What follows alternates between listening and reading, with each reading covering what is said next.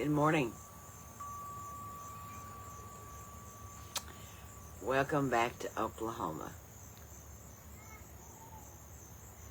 We've traveled a few miles over the last week and a half, almost 2 weeks. Traveled a few miles. Isn't it amazing how far we can travel in such a short time? I think about the early pioneers and those that were going west by wagon train, and the weeks, sometimes months, it would take them to go across to get from the east to the west. And Sunday, I preached Sunday morning in Fresno, California. And Sunday night, I slept in my bed in Oklahoma. Morning, Liz.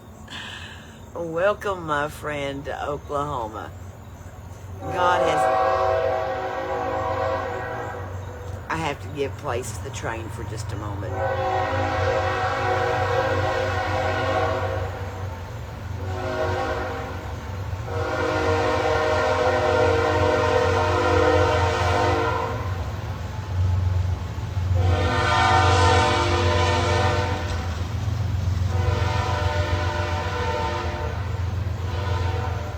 One thing I learned several years ago, don't try to overtalk a train.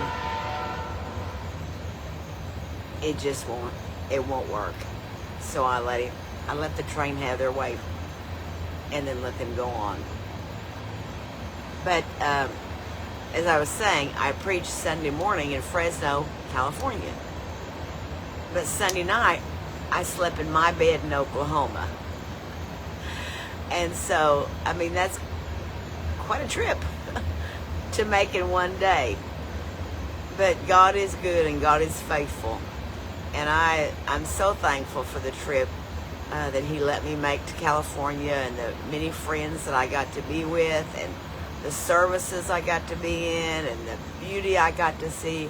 I got to see the ocean. I got to see whales. I got to see the giant redwood trees. I got to witness all that handiwork of the Lord. My. Who but God can do such things as these? Tell me, who but God can do such things as these? And I am reminded every day of His handiwork. But it's good to be home, even though it's just for a few days, because we're gearing up. Aren't you getting excited, Liz? I am so excited. We're gearing up for the 2025 FGCI Ladies Retreat. And it's starting Friday night. It is going to be awesome. And I can't wait.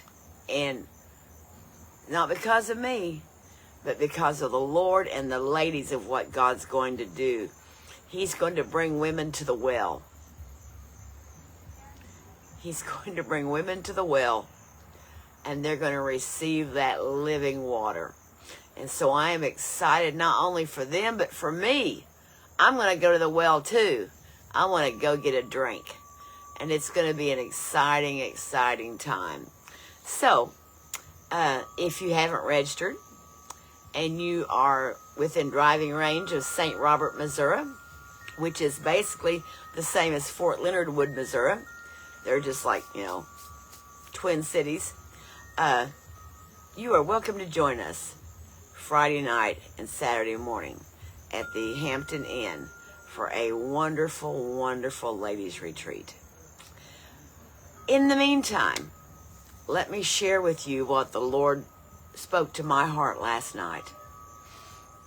As I was reading last night and meditating on the Lord, I began to think about the story of Moses. And so let's read a little bit in Exodus chapter 2. I want to read several verses there just to give us a little background here. It's a story that we already know, but sometimes it helps just to reread it. And this is talking about Moses' sister Miriam. And we know the story how that Moses' mother had hid Moses until he was too big to hide anymore. And she made a little ark for him, secured it where the water couldn't get into it, and put him in it and put him in the river. And Pharaoh's daughter was bathing, and her ladies, and they heard a cry, and they went and they found the baby Moses. But Miriam was watching. Big sister was watching out for him. She said, then said his sister to Pharaoh's daughter, shall I go and call to thee a nurse of the Hebrew women, that she may nurse the child for thee? And Pharaoh's daughter said to her, go. And the maid went and called the child's mother. And Pharaoh's daughter said unto her, take this child away and nurse it for me, and I will give thee thy wages. And the woman took the child and nursed it. Can you imagine that? Moses' mother got paid to raise him. Is that not a double blessing? Even if she hadn't, just getting to take him back home and nurse him and begin to nurture him. But Pharaoh's daughter said, I'll pay you to do it. And the child grew, and she brought him unto Pharaoh's daughter, and he became her son. And she called his name Moses, and she said, because I drew him out of the water. I don't know if you've ever thought about how hard that must have been for Moses' mother. First of all, to put him in the water, in the river, and not know for sure what was going to become of him. And then to receive that blessing, to get him back and get to nurse him and get to raise him, but then again have to give him up a second time. This time she took him to the palace. She gave him back to Pharaoh's daughter. Whew, I can't even imagine a mama's heart. And it came to pass in those days, when Moses was grown, that he went out unto his brethren. He knew he wasn't an Egyptian. Even though he was raised in the house of Pharaoh, he could look at himself and know that he was a Hebrew. He knew he was not truly an Egyptian. And so he looked at his brethren, the Hebrews, and he spied an Egyptian smiting an Hebrew, one of his brethren. And he looked this way and that way. And when he saw there was no man, he went out the second day. When he saw there was no man, he slew the Egyptian and hid him in the sand. He couldn't handle it. He couldn't stand seeing the Egyptian smite one of his brethren. And so he slew the Egyptian and he buried him in the sand. He looked this way and that, thinking, nobody sees me. Nobody's going to know what I did. But somebody was watching. And so he hid him in the sand. And when he went out the second day, behold, 2 men of the Hebrews, this was 2 of his brethren, they strove together. And he said to them that did the wrong, wherefore smitest thou thy fellow? In other words, he said, why are you doing this to each other? Why are you smiting each other? And they knew what had happened the day before. And he said, who made thee a prince and a judge over us? Intendest thou to kill me as thou killedst the Egyptian? And Moses feared and said, surely this thing is known. He looked around. He didn't think anybody saw him when he killed the Egyptian. But when they brought this up, he said, this thing is known. And when I read that, the thought came to me, God sees you even in Egypt. God sees you where you're at. God doesn't have to bring you out. You don't have to come from where you are for God to see you. God sees you right where you are. In the midst of your trouble, in the midst of your sorrow, in the midst of your grief, in the midst of your trouble, God sees you right where you are. God saw Moses in Egypt. We used to sing the little song, oh, be careful, little eyes, what you see. Oh, be careful, little eyes, what you see. There's a Father up above, looking down in tender love. So be careful, little eyes, what you see. Be careful, little hands, what you do. Be careful, little feet, where you go. Be careful, little mouth, what you say. Because there's a Father up above. He's looking down in tender love, and he sees you right where you are.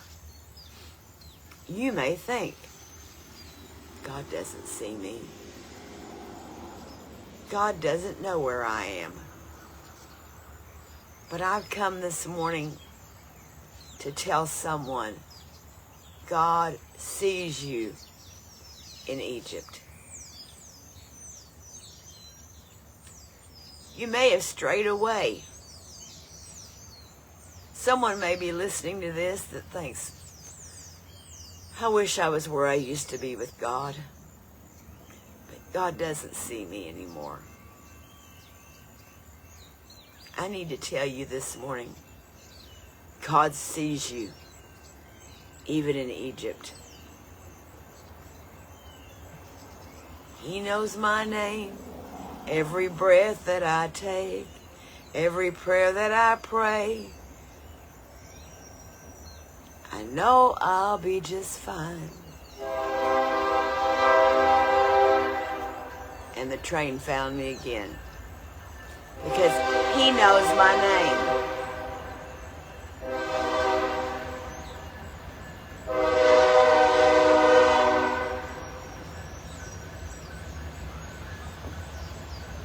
I have to say,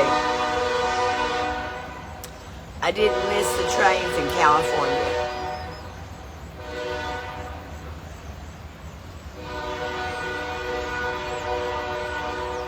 I think I live in the train capital. Because just every few minutes the train goes through.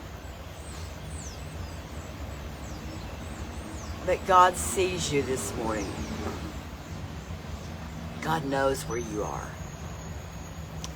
Listen to this little instance that Jesus is sharing in John chapter 1 and verse 43.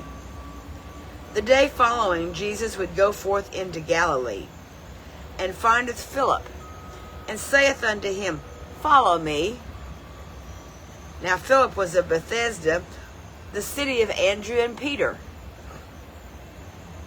So Philip findeth Nathanael, and saith unto him, We have found him of whom Moses in the law and the prophets did write, Jesus of Nazareth, the son of Joseph. Here's a reference back to Moses now. Philip said, he finds Nathanael, and he said, We have found that one whom Moses wrote about. And Nathanael says, Can there any good thing come out of Nazareth? Philip says, Come and see. I mean, Nazareth it's kind of like, I'm afraid some people would look at my little town of Chelsea, Oklahoma, and say, can anything good come out of Chelsea? Not anything spectacular going on in Chelsea. We're kind of we're known as a little drug town. Sorry. Of course, I think about every town's that way now. But for the little town that we are known to be heavily populated with drugs, and especially marijuana. And so it would be easy for someone to say, can anything good come out of Chelsea? And so Philip tells Nathanael, we found the Messiah. We have found the one that Moses wrote about. And Nathanael says, can any good thing come out of Nazareth? Philip says, come and see. Come check it out for yourself. And Jesus saw Nathanael coming to him. He sees him coming. And this is what Jesus said. Behold, an Israelite in whom is no guile. And Nathanael shockingly says, whence knowest thou me? How do you know there is no guile in me? You don't know me. We're strangers. Jesus says, not so. He said, before Philip called thee, when thou wast under the fig tree, I saw thee. I saw you. Nathanael answered and said unto him, Rabbi, thou art the Son of God. Thou art the King of Israel. And Jesus answered and said to him, because I said I saw thee under the fig tree, you believe? You're going to see greater things than this. Just a simple thing like I saw you under the fig tree made you a believer. But Nathanael was astonished that Jesus saw him and remembered him. And I need to remind someone today, Jesus sees you, even if you're in Egypt, even if you're away from where you're supposed to be. You're out of your comfort zone. You're out of your safety area. You've wandered away. Jesus sees you, and he cares. He knows who you are, and he's watching you this morning.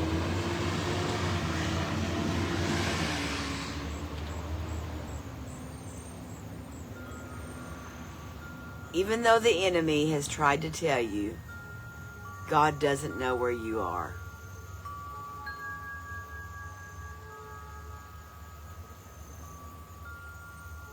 Rest assured this morning, my friend, God does see you. And he knows where you are.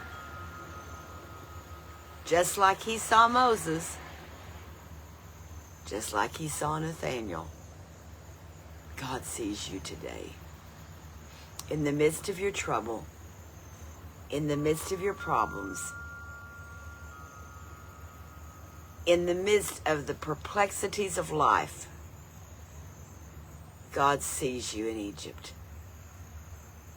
And God's going to lead you out if you'll follow him.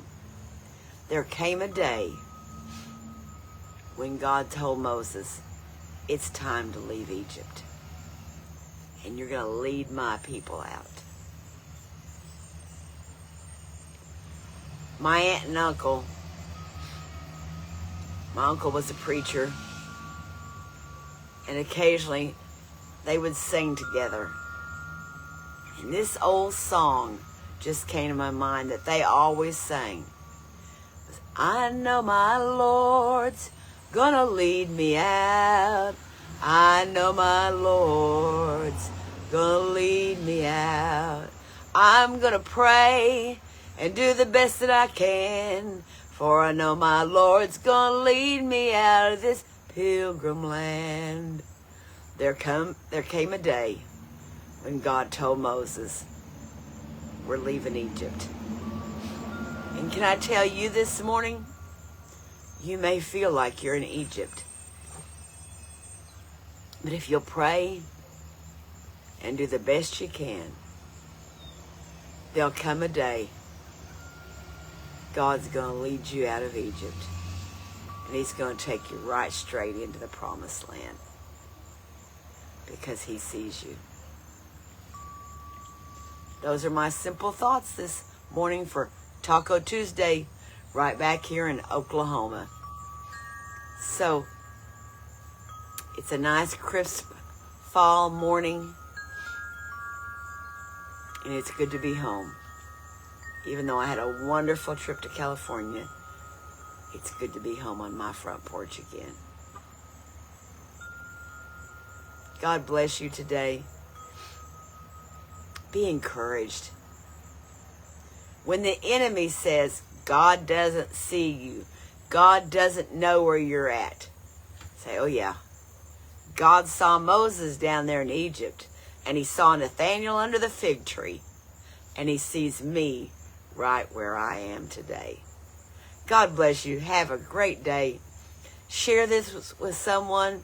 If they don't do Facebook, tell them go to YouTube, check it out on YouTube, and they can watch it there. Let someone be encouraged today. And if you haven't registered yet for the ladies' retreat, and you can come, wow, we are going to have a great, great time together. The Lord willing, I'll see you on Thursday. Have a great day in Jesus.